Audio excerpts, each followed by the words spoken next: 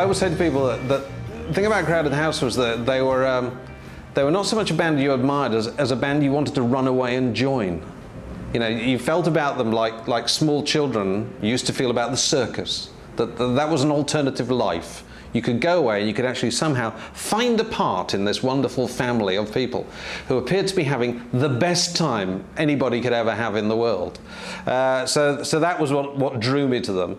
And the fact that whenever you saw them, there was something slightly different. You know, they didn't want to bore themselves by doing entirely the same show every night.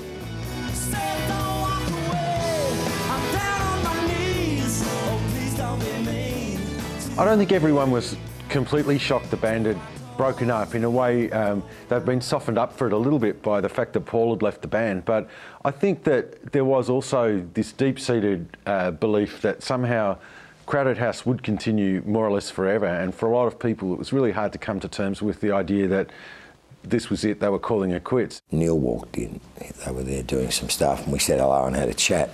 And then later on that afternoon, Grant Thomas, their manager, who I obviously was quite close to because of all the touring and stuff, was sitting with us, and he told me they were breaking up. The borderline to Wembley Arena to the Hanover Ground, and that's progress. And I was quite amazed because they were really on the cusp of blowing it wide open.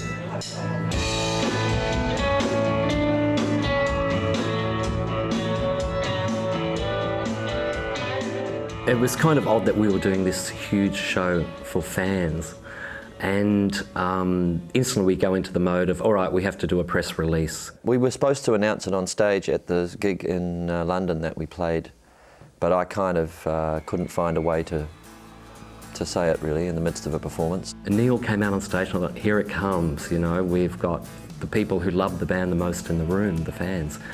And Neil looks up and he goes, and he hesitates, and then he says, he actually looks at the crowd and he goes, we're all looking forward to the future with relish. And I'm there thinking, what does that mean? That's not a breakup thing. Labor of love is ours to endure. All these fans actually went home from the Hanover Grand show totally unaware they'd actually, technically at the time, seen the very last Crowded House show. I still thought the band was a viable entity in so many respects that, and I was really looking forward to hearing that fifth album. I will run for shelter, endless summer, live the curse. It feels like nothing matters in our private universe. The hardcore Crowded House community were, you know, very, very upset because they loved this group like they didn't love any other group. I think that they were probably quite distraught, some of them. You know, the ones that had followed the thing very closely and been to lots of gigs and really bought into the spirit of the band were probably very upset about it. I mean, we didn't get emails like I'm going to kill myself or I'm going to leave my husband or anything like that. People were just upset because it was a magic part of their life. Some people grew up through having Crowded House in their life. Crowded House has had one of the strangest kinds of rock success of any act I can think of, because whilst in Australia and New Zealand they're always really popular, the fact that they were really big in the States with their first album and then took a while to get going in the UK, and then were much more successful in the UK and Europe than in the US for a period. It was like success happened to them in a serial fashion, and they conquered the world continent by continent. I said it earlier, I'll say it again, they were that close. It's amazing how the songs go out and have a life of their own, and I've probably said this before, but it still blows me away. People say they've been on a hiking trip through the Andes and they're in some remote little village somewhere, and there was a radio playing and suddenly one of our songs came on, and they said it made them feel an intense, you know, longing for home, or you know, missing their families, or the sort of power that songs have, and recordings too have, because I think part of what makes a song become great is the fact that there's a certain character captured in the recording that stays with people and haunts people, and so, you know, got to give praise for that, feel enormously grateful for that process. You know, there was a whole community of people. It was a lot of bands. A lot of bands say they have that, but you know, the true test is when a band breaks up, where that community is still there. And with Crowded House, 10 years on from the Opera House show, that community has probably grown.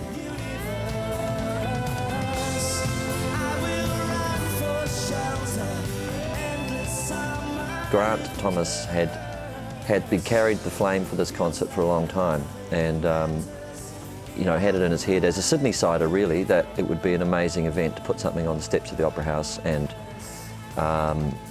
so it was in the works, and I think then it transmuted or morphed into a farewell concert. And Grant really, to give credit where credit is due, pushed hard for us to do this, and in spite of the fact that some of us, if not all of us, I don't know, me anyway, thought it was a little grandiose as a way to go out. Vulgar, I think was the word. I didn't say that. Vulgar. After being upstaged by heavy rain, Crowded House will now say farewell to the world tomorrow night with a huge free concert at the Sydney Opera House. November in Sydney, it's not normally a particularly wet month, and so it was particularly bad luck. I think that the day of the concert, you know, we got up and it was pouring with rain, and I remember going down to the Opera House precinct thinking, it's too bad to be true, you know, somehow or other, I don't know if this is going to clear up in time. We have thousands of people arriving today.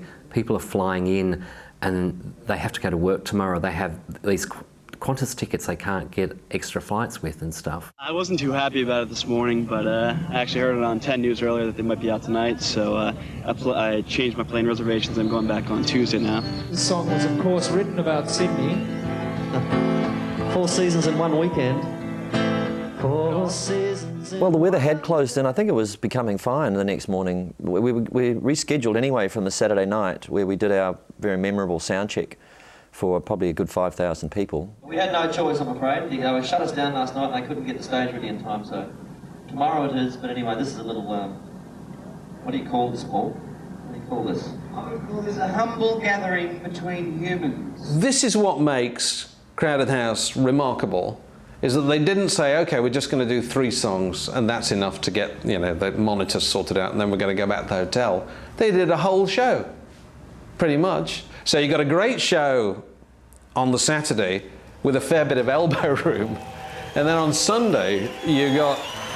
They came in their thousands, the tens of thousands, the fans and the famous.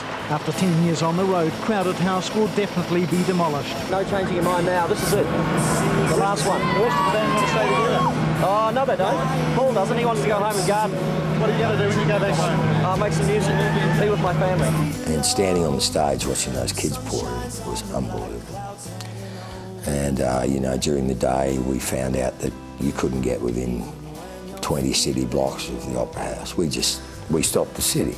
There wasn't a drama all day, really, because the kids were there to have a good time. I mean, the one thing about Crowded House was you always had a happy crowd. Yeah, it was a miracle in a way that nothing happened. And Chuggy, you know, you've got to hand it to the people who put the show together, but you also got to say they had a great deal of good fortune on the day, because there could have been you know, difficult things about having that many people jammed in. The means of escape was negligible, really, if you're down the front, except over the barriers, I guess. So it was a miraculous good fortune that everything went smoothly, and I don't think there was anybody seriously hurt. The main thing that didn't work very well was that there was no one had any water for the front rows. And they started chanting halfway through the show, and we naively said, yeah, don't worry, we'll take care of it. There'll be water, don't worry, just hang in there. Yeah, we're getting water for you. And I don't think the water ever turned up. Except I think Paul actually stood quite at the front of the stage at some point and just drank a whole bottle of Evian on his own, just sort of smiling at the front rows. In a very uncaring manner.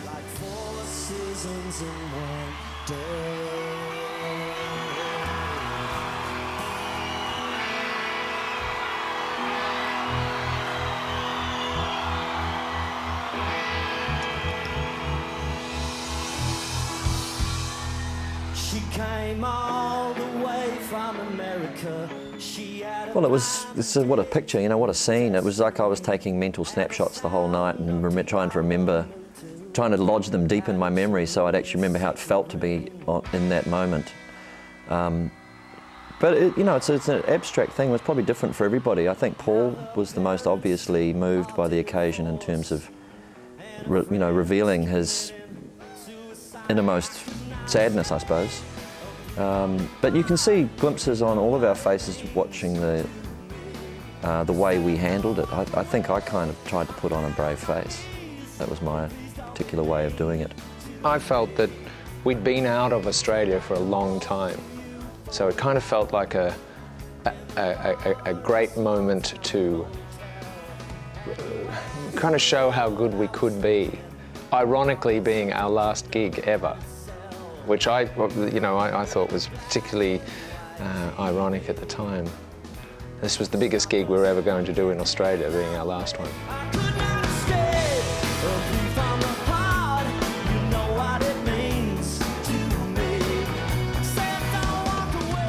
I wanted it to continue and not be the last gig, but great. I think I'd like to think that we hold the record.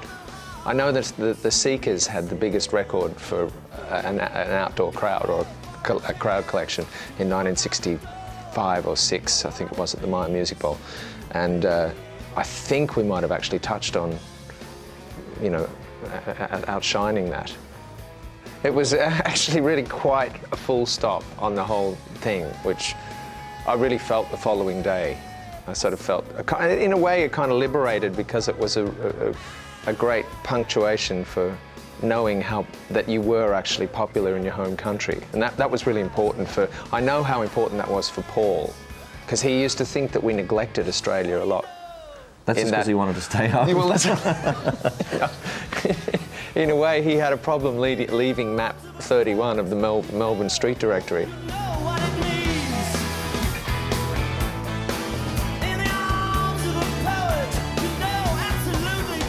I do remember that we joked coming off between the first and the second encore that we should go back on and say, only joking, not really breaking up, just so that,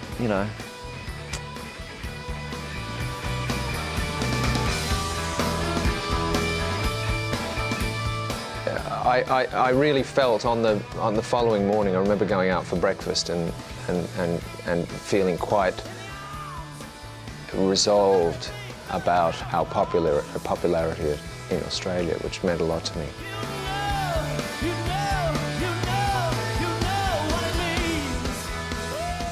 A pivotal 10 years of my life, really, and as much as Split Enz was a formative experience for me, and I'm hugely fond and friends with those guys, and we just had a chance to do it again, and it was great. Crowded House was sort of the first opportunity I had to put a band together from scratch, and with guys my own age and my own size, and and it was an amazing path that we followed, really, kind of stumbling along, but it had an amazing trajectory and momentum to it, and one of the best times of my life, and young family at the same time, so it'll always be a very special time and place. Thanks for having us, Sydney, and everywhere else that's watching, looking on. It's been a blast.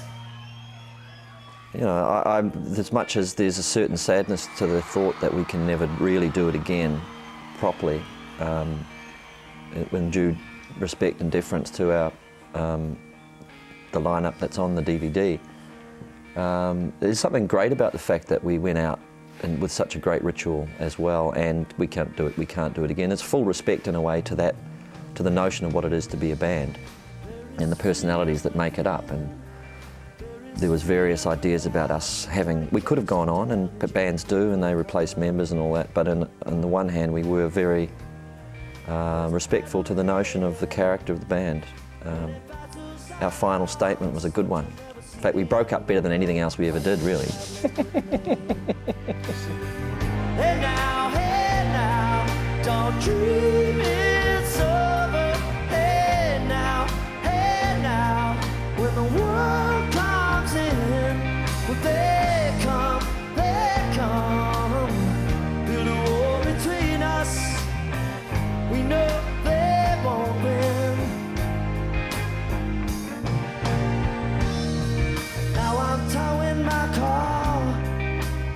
hole in the roof. My possessions are causing me suspicion, but there's no proof.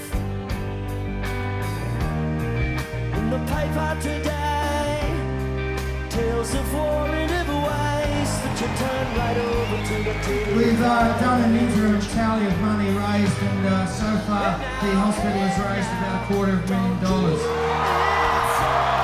It's been a bloody great audience. No one's been arrested, no one's been badly hurt, and we just want to say thank you. What we need to do now is get everybody on the ground to start moving slowly out, and Steps, you're with us for a little while, I'd say.